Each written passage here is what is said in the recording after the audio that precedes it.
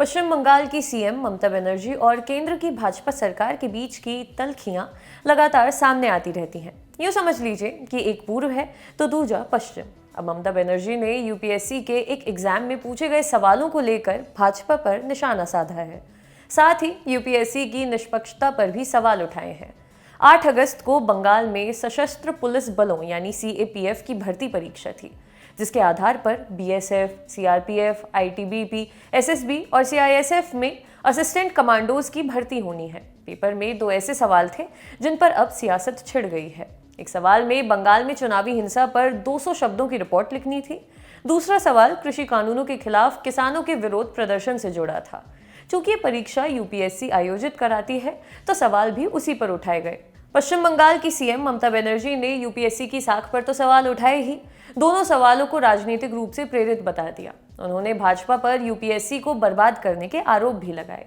ममता बनर्जी ने इन सवालों को बीजेपी के सवाल करार देते हुए कहा, संघ लोक सेवा आयोग यानी यूपीएससी पहले निष्पक्ष हुआ करता था, अब इसके प्रश्न पत्रों में बीजेपी सवाल दे रही है। यूपीएससी के पेपर में बंगाल में चुनाव बाद हुई हिंसा और किसान आंदोलन पर राजनीतिक रूप से प्रेरित सवाल थे। इस तरह बीजेपी यूपीएससी जैसी संस्थाओं को भी तबाह कर रही है। सीएपीएफ भर्ती परीक्षा में राजनीति से प्रेरित सवाल निंदनीय है। इससे पता चलता है कि बीजेपी किस तरह केंद्रीय पुलिस बलों का राजनीतिकरण कर रही है। इसके खिलाफ कोई भी संस्था या उम्मीदवार कोर्ट में जा सकता है। इसी कारण मैंने चुनाव के बाद सीआरपीएफ की तैनाती का मुद्दा उठाया था। ममता बनर्जी ने भाजपा पर संवैधानिक संस्थाओं को खत्म करने का आरोप लगाते हुए कहा, संवैधानिक संस्थाओं को बुलडोज किया जा रहा है। लैंड से स्काई तक केवल उनका ही नाम है, कोई डिग्निटी होनी चाहिए। संविधान, संघीय व्यवस्था और प्रजातांत्रिक संस्थान को भी बुलडोज किया जा रहा है। यहाँ तक कि प्रजातांत्रिक तरीके से काम करने वाले भी बुलडोज हो रहे हैं। ममता बनर्जी ने चुनावी हिंसा को लेकर भी आरोप लगाए। उन्होंने कहा कि चुनाव के बाद बंगाल में हिंसा नहीं हुई, चुनाव के दौरान सीआरपीएफ ने हिंसा की थी। सीतलकुची में सीआरपीएफ के जवानों ने ही गोली चलाई थी। ममता बनर्जी ने बंगाल हिंसा पर आई मानवाधिकार आयोग की रिपोर्ट को भी सवालों के घेरे में खड़ा किया।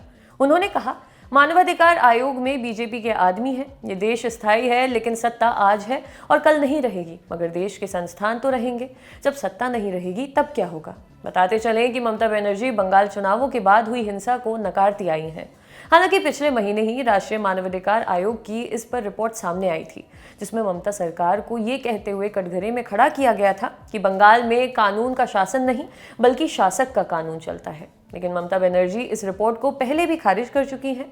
22 जुलाई को उन्होंने पत्रकार वार्ता में कहा था कि राष्ट्रीय मानवाधिकार आयोग का एक सदस्य भाजपा का है। वह पहले एबीवीपी का पदाधिकारी भी रह चुका है। इस रिपोर्ट में महज भाजपा का वर्जन दिखाया गया है। आपके लिए खबर लिखी थी हमारे साथी रौनक ने। देखते रहिए द ललन टॉक। शुक्रिया।